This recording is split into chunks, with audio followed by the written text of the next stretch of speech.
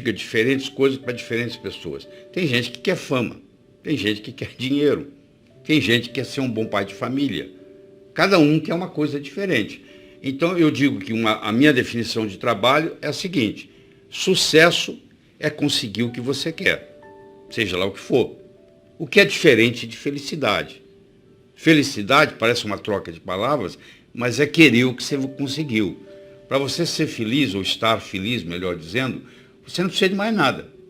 Você precisa aprender a viver o aqui e agora. Mas é interessante, porque não interessa onde você estiver, é aqui. Não interessa que hora for, é agora. Então, a vida é um eterno aqui e agora. Aqui e agora. Se você está vivendo o aqui e agora, não interessa o que aconteceu antes e nem interessa o que vai acontecer depois, eu estou 100% aqui e agora, eu estou feliz nesse momento que eu estou aqui e agora. Então, felicidade é aceitar aquilo que você tem e aprender a viver o aqui e agora. Isso não lhe impede de almejar outras coisas na vida. E essas outras coisas que você vai almejar chama-se sucesso. É obter aquilo que você quer, que pode ser traduzido numa ciência. Do mesmo modo que você aprende física, química, biologia, matemática, você pode aprender a ser bem-sucedido. Infelizmente, essa cadeira, essa disciplina, não existe na escola. Quer dizer, quando uma família tem um pai, uma mãe que sabe fazer isso, ensina para os filhos. Mas a maioria aprende por conta própria, quando é autodidata. Ou senão, fica a vida inteira tentando e não consegue. Você tem aquilo que você acha que você merece. Então, olha a sua vida, olha a sua conta bancária, olha a sua família. Isso aí que você merece, que você acha que merece. No momento que você melhora a sua capacidade de merecimento, ou seja, você merece mais, o universo lhe entrega mais. Então, isso é muito importante entender. Tem gente que batalha, morre na praia, porque no fim acha que aquilo não pertence àquela pessoa, que não merece aquilo. Então, o automerecimento é muito importante. Do ponto de vista psicológico, não existe fracasso, porque fracasso é experiência de vida. Como é que você aprendeu a andar? Você levantou, caiu, levantou, caiu, levantou, caiu, até que um dia você andou. O erro pode ser altamente pedagógico, se você souber usá-lo. Porque o que é ter experiência? É você ter errado muitas vezes, até você atingir aquele nível. O Thomas Edison, que tentou 10.000 vezes para desenvolver a lâmpada incandescente, e um repórter perguntou para ele assim, mas você errou 10.000 vezes? Ele falou, não, eu descobri 10.000 modos que não funcionam. Você entendeu? Até que eu descobri um que funcionasse. Para ele, cada um daqueles ele já era um a menos, que era para ser eliminado. Então, se você conseguir cair, levantar, o cair, o Nietzsche dizia, aquilo que não me mata, me fortalece. Então, você que está aí me assistindo, que passou por uma situação difícil, e se você sobrepujou isso e está aqui, isso deu para você uma experiência de vida muito grande. Então, aquilo que não lhe mata, ele fortalece. Você saiu daquela experiência, seja ela tão desagradável como foi, você saiu mais forte. Está preparado melhor para a vida. Né? Porque o que é experiência de vida? É você enfrentar a dificuldade, sobrepujá-la. Mas se você cai e fica caído, aí acabou a história.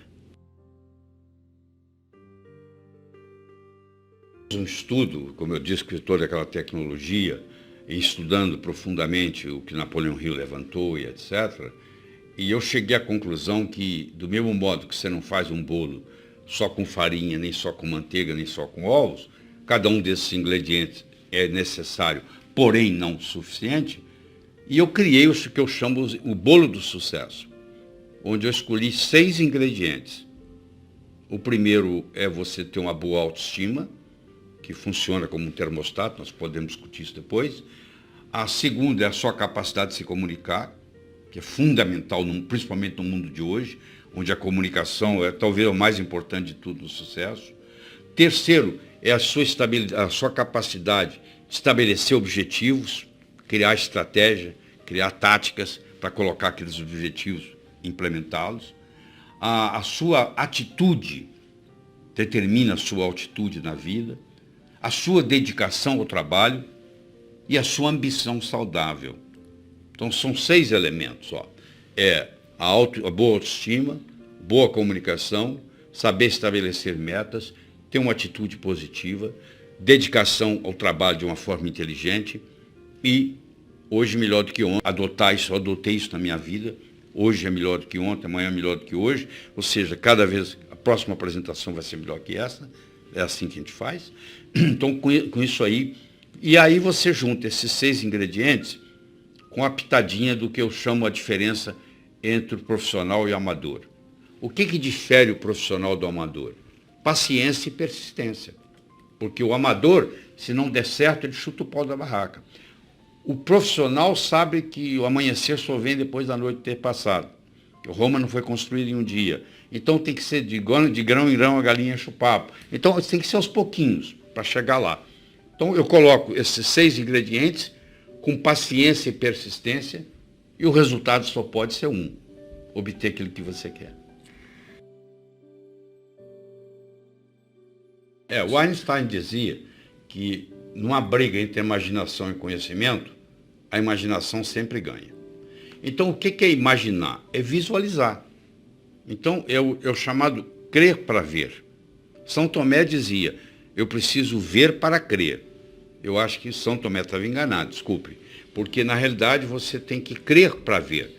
Se o John Kennedy não acreditasse que numa década ele poderia colocar o homem na Lua, o homem não teria pisado na Lua. Se você for esperar alguém pisar na Lua, para você acreditar que é possível pisar na Lua, não vai ser você que vai chegar lá. Então, se você está esperando acontecer, é outra pessoa que vai realizar. Então, você tem que passar a crer para ver. Você inverte o processo de São Tomé. São Tomé é ver para quê, você é crer para ver. Então, quando eu me mudei para os Estados Unidos, a minha crença era de que em pelo menos 2 anos eu ia começar a dar aula para americanos, de cardiologia. 8 meses que eu estava lá, fiz a minha primeira apresentação em Washington, D.C., no Distrito de Colômbia, para mais de 400 cardiologistas. Entendeu? E eu acreditava naquilo, eu estava trabalhando para aquilo. E não levaram 2 anos. Em 8 meses eu estava fazendo isso. Agora, se eu falasse assim, eu não acredito que isso vai acontecer, isso nunca teria acontecido. Você entendeu? Então, essa história de crer para ver parece um jogo de palavras, mas não é não. Você que está investindo. O que você está segurando? Você fala, não acredito, isso é impossível. Impossível alguma coisa que ninguém faz, até que alguém faça. Entendeu? Se fosse assim, todos os recordes foram batidos. A princípio seriam impossíveis, né? E aí vem alguém e bate o recorde, né? E aí vem outro e bate aquele recorde, porque acredita que vai acontecer. Então, se você levar esse pensamento para você, eu vou partir do princípio de crer para ver. Eu vou ter o futuro não como uma expectativa, mas como uma possibilidade. O que quer dizer isso? Se eu tenho um futuro como uma expectativa e isso não acontece, eu fico frustrado. Se eu tenho o futuro como uma possibilidade e isso não acontece, foi apenas uma possibilidade, que não deu certo. Vamos ver da próxima. Então isso é muito importante, como que você vai estabelecer suas metas. Você vai estabelecer suas metas, eu não estou garantindo que você vai atingir os objetivos 100%. Mas eu vou lhe dizer, se você não atingir, a sua atitude tem que ser como uma possibilidade e não como uma expectativa. Porque se eu coloco como uma expectativa e não acontece, eu fico frustrado. Então você está querendo parar de fumar. Voltou. Levanta, para de fumar de novo. Entendeu? Se você não deu certo. Não deu certo. O Thomas Edison fez 10 mil vezes para descobrir a lâmpada incandescente. Ele testou 10 mil vezes material diferente, até que ele descobriu um. Né? Então, levanta. Fizeram um estudo na Universidade de Yale, no estado de Connecticut, onde eles levaram estudantes para um campo e eles dividiram os estudantes em 3 grupos. Um grupo estava lá com um revólver dando tiro. O outro grupo estava lá mirando com a mão, imaginando que estava dando tiro. E o outro grupo ficava lá conversando fiado, pelo mesmo tempo. 20 minutos por dia, 5 vezes por semana, durante 6 semanas. 6 semanas depois, eles retestaram para ver quanto que eles tinham evoluído. Aqueles que usaram o revólver melhoraram 83%. Aqueles que usaram o dedo melhoraram 82%. E aqueles que ficaram lá conversando não melhoraram nada. Mostrando que o revólver era apenas um instrumento para manter a sua mente fixa. Você não precisaria do revólver, teoricamente. Você precisaria da imaginação. Pôr a imaginação para funcionar.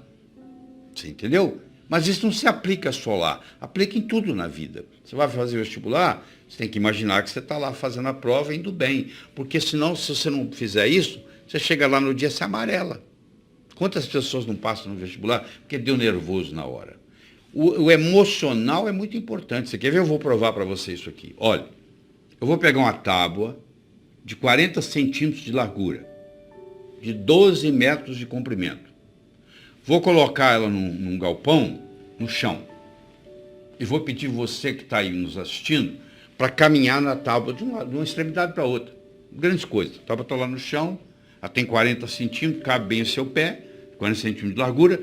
Você anda na tábua para lá, para cá, para lá, para cá. Eu vou pegar essa tábua, vou colocar entre dois postes de 15 metros de altura. E vou pedir você para ir de um lado para o outro. É a mesma tábua.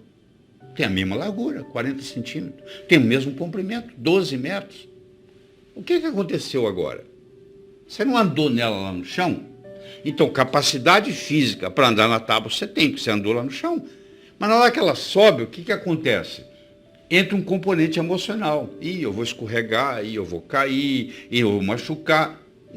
Entra uma conversa dentro da sua cabeça, que nós chamamos de self-talk, e essa conversa, infelizmente, é uma conversa negativa. Ao invés de ser uma conversa assim, ó, é igual estar no chão, pode ir que você vai se dar bem, não sei o quê. Só que não é assim. Ela vem, ó, você vai escorregar, você vai cair. Aí você começa a tremer. Conclusão, de cada 10 pessoas, 9 não andam. Você entendeu? Estou te mostrando que não tem nada a ver com a parte física. Estou mostrando que tem a ver com o psicológico. Quando eu começo a trabalhar com a imaginação, com a visualização, eu vou me preparando para andar na tábua quando ela está lá em cima. Porque uma coisa é você fazer prova no cursinho, outra coisa é você ir para o Enem. O Enem, a tábua está lá em cima aquele dia. Então, você pode ter saber no cursinho, você faz a prova, tira 10. Você vai no Enem e você é reprovado, porque lá a tábua subiu. Tem a parte emocional. Mas isso não aplica só lá. Isso aplica em qualquer coisa na vida. Então, você saber controlar esse emocional faz toda a diferença. Você não pode ofertar aquilo que você não tem. Se você não tem dinheiro, como é que você vai doar dinheiro para alguém? Se você não tem comunicação, como é que você vai se comunicar com o outro? Você só pode dar aquilo que você tem. Agora eu lhe pergunto, se você não tem amor próprio, como é que você pode gostar dos outros? Se você não gosta nem de você. Não é estranho isso? Muito estranho. Então, o número 1 é você. Ó. Primeiro você cuida de você. Você já viu no avião? Lá vem a aeromoça lá e fala assim, ó, se por um acaso cair a concentração de oxigênio na cabine, vai cair uma máscara. Se você está com a criança, você faz o seguinte, você primeiro põe você, para depois cuidar da criança.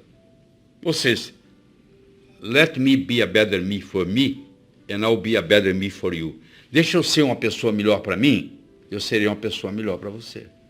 Você entendeu? Então, eu só posso dar para você amor se eu tiver amor próprio. Então, eu tenho que aprender a gostar de mim mesmo.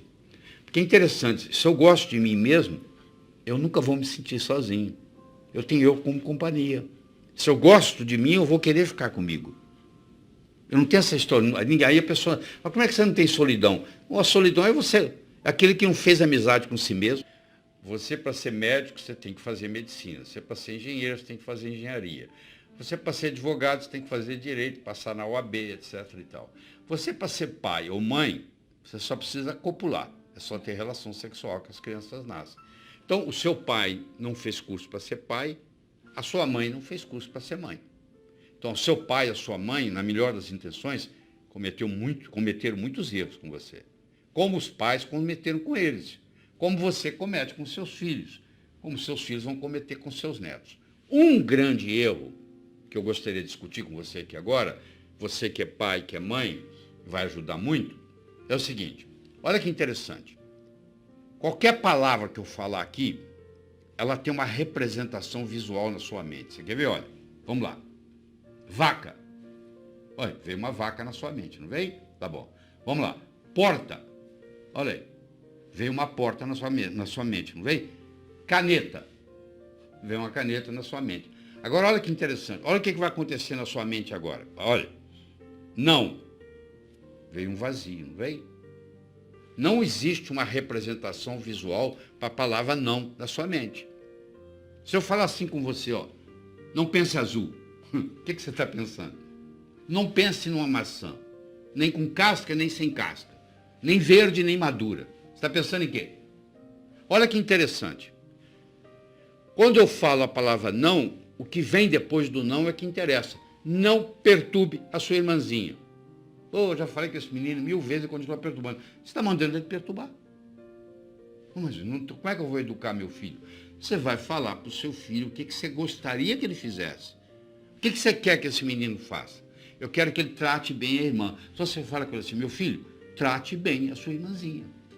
Você tem que falar o que você quer e não o que você não quer. Você olha isso, eu gosto muito de MMA, eu vejo o treinador que é bom, o treinador que é ruim. O treinador que não sabe isso, ele fala assim, ó, não deixa a sua cara na reta. Não deixa, o que você vai deixar? A cara na reta. Você entendeu? Então, eles fizeram um estudo, mostraram que uma criança de 8 anos recebeu, durante a vida, até então, mais ou menos 100 mil nãos. Não faça isso, não faça aquilo, não faça aquilo. E isso tudo está comprometendo, porque como o não tem uma representação visual na mente, acontece o que vem depois do não. Então, você que é pai e mãe, deixa eu lhe dar uma dica. Toda vez que você tiver para falar não, você pensa 2 vezes. Você fala assim, mas o que eu quero? Não assista a televisão antes do jantar. O que você quer que ele faça? Brinque lá fora. Brinque lá fora antes do jantar. Só assim que você educa. Você não consegue educar uma criança com não. Quando ele chega na fase da adolescência, pior ainda. Aí que o não vale nada mesmo. Você entendeu? Quer dizer, mas isso aí você vai culpar quem? Seu pai ou sua mãe? Mas eles também não sabiam o que eles não sabiam. Igual você não sabe o que você não sabe.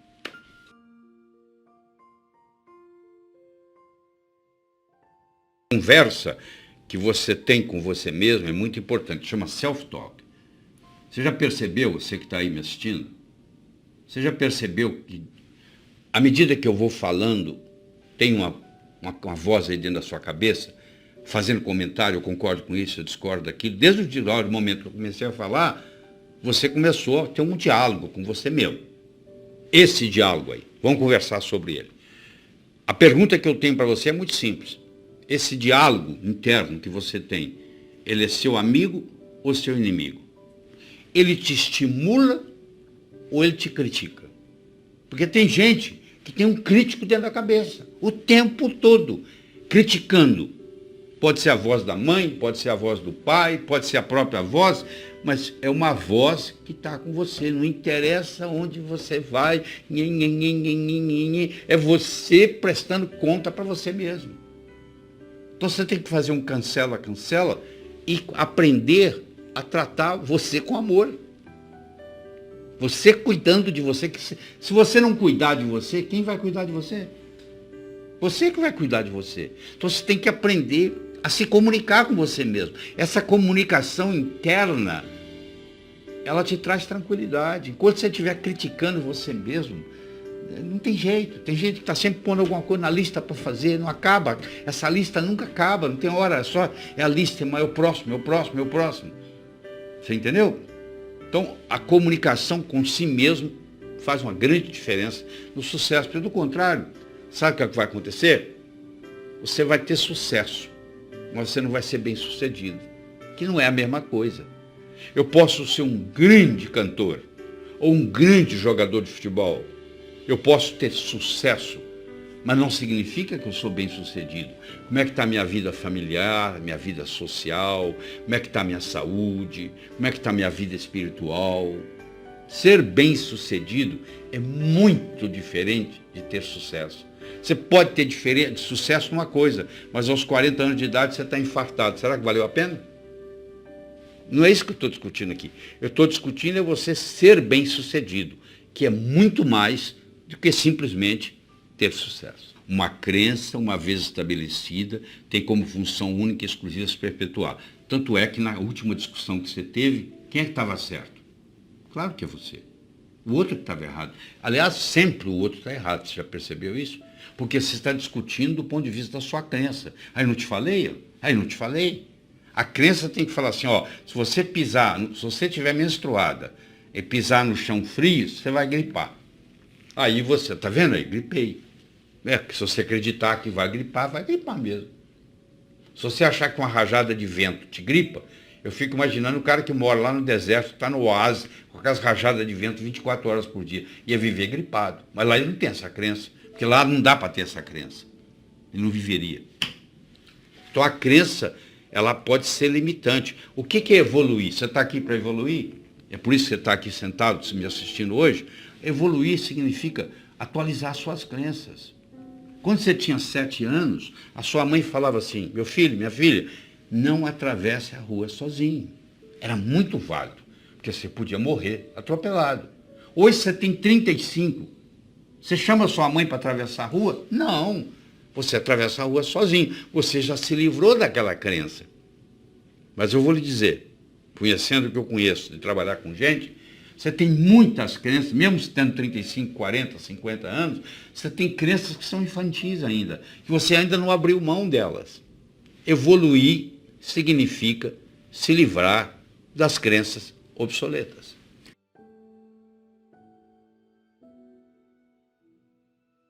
O termômetro mede a temperatura da sala. Eu chego aqui, está 21 graus Celsius. É a temperatura da sala. Agora, isso é o termômetro. Agora, se eu colocar aqui um termostato e colocar em 15 graus, mesmo que lá fora esteja 30, aqui dentro vai estar 15. Porque o termostato vai baixar a temperatura ou subir, de acordo com onde eu coloco a temperatura. A autoestima é um termostato para a vida. Quanto que eu mereço? Quanto é que você está ganhando? Se eu falar que você vai, mês que vem, multiplicar por 10 o seu faturamento, você vai acreditar? Não. Você fala, não é possível. Quem é que vai... Se ganho um mês que vem vou ganhar 10? Eu sei, mas por que você está ganhando 1 e o seu amigo está ganhando 4? Fazendo a mesma coisa. Com o mesmo talento. Pode ser que ele tenha um marketing melhor do que o seu. Pode. Mas pode ser também que ele tenha um termostato de autoestima melhor do que o seu. Então, o que você merece é o que você tem. O merecimento que você acha que você vale está expresso aí na sua conta bancária, no carro que você dirige, na casa que você mora, na família que você tem. Está aí, ó. É só você olhar. Se você quiser mais, você tem que sentir merecedor demais. E para sentir merecedor demais, escuta, você tem que subir a sua autoestima. Eu tenho uma boa notícia para você. Ótima. Ela não é feita de cimento, ela não é feita de aço. A autoestima, ela é feita de linguagem. Do mesmo modo que ela foi construída linguisticamente, ela pode ser reconstruída linguisticamente. Oh, que beleza, que alívio, hein? Quer dizer, qualquer pessoa, em qualquer momento, não interessa a idade, não interessa a situação, pode melhorar. É uma questão, só que isso aí não tem jeito de você delegar. Aí eu vou pagar alguém para fazer isso para mim. Isso não existe. Você vai ter que evoluir. O sucesso está aí dentro, ele tem que sair. Daí você tem que fazer isso ser externado. Entendeu?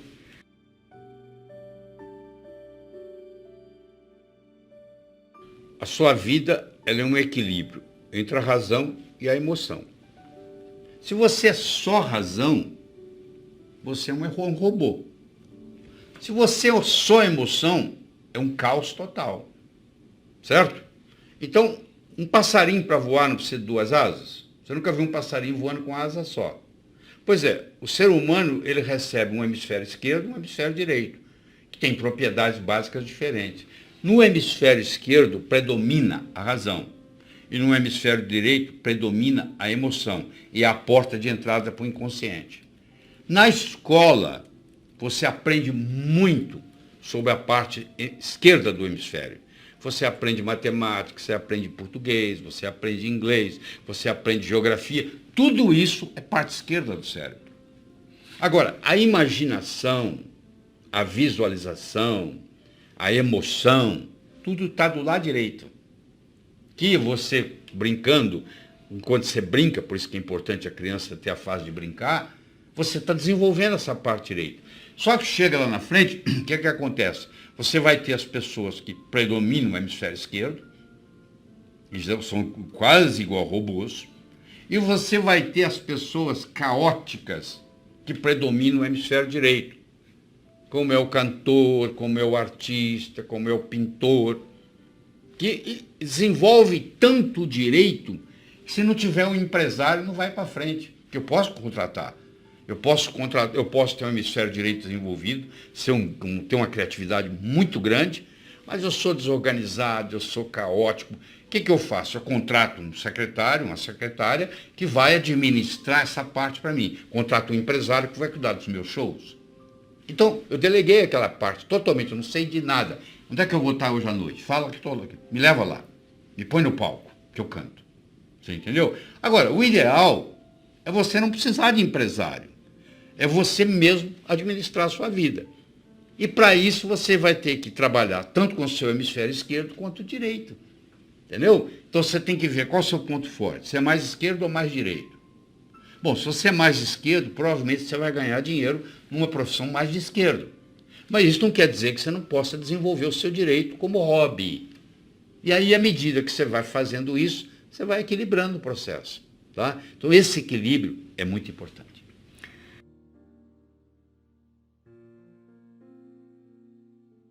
Eles fizeram um trabalho em Harvard em 1953. Eles pegaram todos os formandos da Universidade de Harvard e perguntaram para eles assim, o que você vai fazer nos próximos 6 meses, próximo ano, próximos 5 anos, próximos 10 anos, próximos 15 anos, próximos 20 anos. A grande maioria, como acontece aqui no Brasil, não tinha nada por escrito. Não tinha nada, não tinha. Não sei, eu vou ver o que vai acontecer. Eu vou deixar a vida me levar. Né? Mas 3% daqueles estudantes, eles tinham por escrito o que eles iam fazer com 6 meses, com 1 ano, com 5, com 10, com 15, com 20 anos de formado. Em 1973, eles pegaram aqueles que ainda estavam vivos e fizeram uma avaliação. Então, aquele grupo que tinha por escrito era 3%. Valia mais do que os 97% junto em todos os aspectos. Então, eles viram se a inteligência era diferente? Não. O background familiar era diferente? Não. Tudo era igual. As notas que tiravam na escola, a única diferença que fazia diferença é que eles tinham por escrito. Então, os nossos, por isso que uma empresa multinacional, ela pega os objetivos do ano que vem e coloca até setembro por escrito. Tem que estar ali no papel. Então, é muito importante você colocar no papel aquilo que você quer para 2019. Não é só na hora da passagem lembrar disso. Aquilo tem que ser recordado com frequência. Você tem que colocar ali e você tem que datar. Como é que você transforma um sonho em uma meta? Você coloca uma data. Tudo aquilo que você colocou na categoria de algum dia não vai acontecer. O cérebro fala, tá bom, o dia que algum dia chegar, você vai no calendário, onde é que está algum dia? Não está lá. Não tem no calendário, não existe. Então você tem que colocar uma data. Eu vou emagrecer tantos quilos até a data tal. Eu não estou garantindo que você vai emagrecer. Eu estou te dizendo que a chance de você emagrecer aumentou 20 vezes, se você colocou a data. Porque ela deixou de ser um sonho e passou a ser uma meta. E você nunca pode esquecer a diferença entre meta e finalidade de vida. Deixa eu explicar. Você está em Nova York. Você quer ir para Chicago. Você pega seu carro, seu avião, dirige, vai para Chicago. Chegou em Chicago. Você está em Chicago, você fala assim, eu quero ir para Los Angeles. Você vai para Los Angeles. Chegou em Los Angeles. Agora imagine que você está em Nova York e você decide que você quer viajar a oeste. Você chega em Chicago, tem mais oeste. Você chega em Los Angeles, tem mais oeste. Você chega no Havaí, tem mais oeste. Você chega em Sydney, na Austrália, tem mais oeste. A Terra é redonda. Você vai rodar, vai chegar no mesmo lugar. E vai continuar. Você nunca vai chegar ao oeste. Você concorda comigo? Sempre tem mais oeste. Quando uma coisa que você não consegue chegar, não chama meta, chama finalidade. Então, você descobrir a sua finalidade, ela só vai terminar no dia da sua morte. A sua finalidade de vida é viajar ao oeste. Isso não acaba. A minha finalidade de vida é transformar as pessoas de uma forma alegre e poderosa, com amor e sabedoria. Isso não tem chegada. É o dia que eu morrer que vai acabar isso. Entendeu? Então eu tenho que ter metas a curto, a médio, a longo prazo. Tem que ter os 3 tipos de metas. Eu tenho que ter elas por escrito. E eu tenho que descobrir qual é a finalidade de vida que está por trás dessas metas. Porque a finalidade de vida, ela te valoriza a sua meta. Vou dar um exemplo. Você imagina uma bolinha que eu jogo para você, você joga para mim, eu jogo para você, você joga para mim, eu jogo para você, você joga para mim. Começou a ficar cansativo, né? Mas se eu chamasse de tênis, mudou, né? Milhões de dólares por trás. Enquanto era uma bolinha para lá e para cá, você não estava dando valor. Na hora que eu falei tênis, mudou. É assim, uma meta que talvez não tenha importância, mas se ela está encaixada dentro da minha finalidade de vida, ela valoriza. E eu vou estar